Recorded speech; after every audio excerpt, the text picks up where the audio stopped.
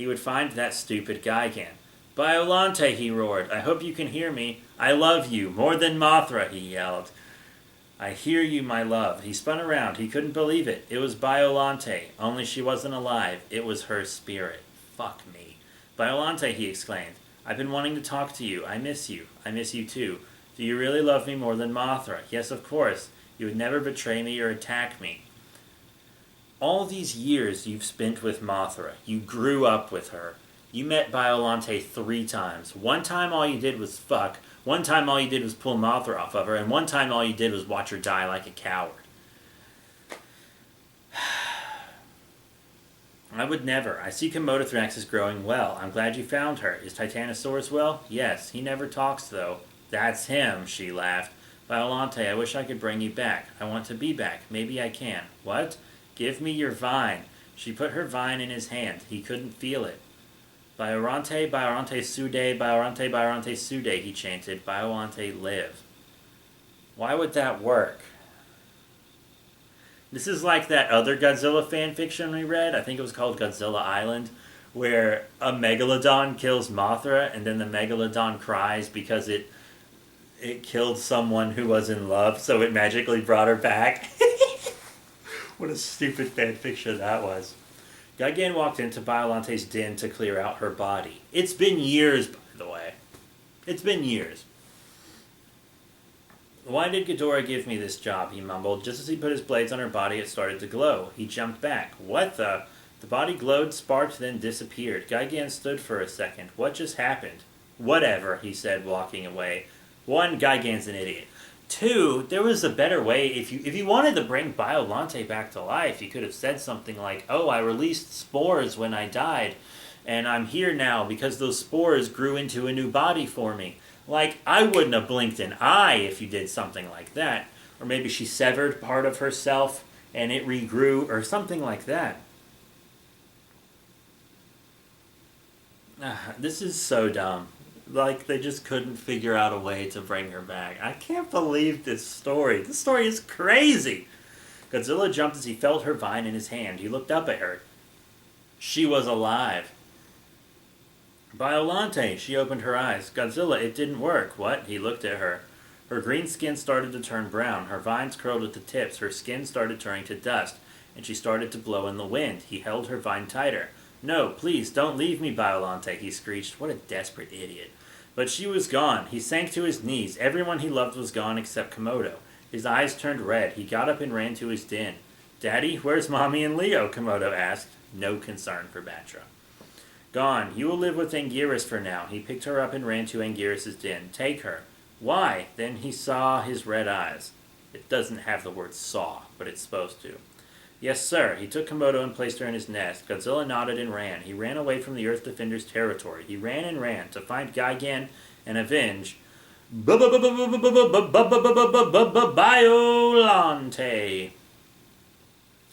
I guess that's going to be it for today. I have a tight, moist Coke Zero to put my dick in real quick, so I'm going to do that. Reading like this, you got to wet your whistle a little bit. Plus, there's a video ad on Wattpad playing, and I ain't going to pay for Wattpad. So, that's it for today. So I guess that's the Batra saga. Thank you all very much for your support. Remember to rate, comment, and subscribe. Check out all the cool links in the description below. Facebook, Twitter, etc. The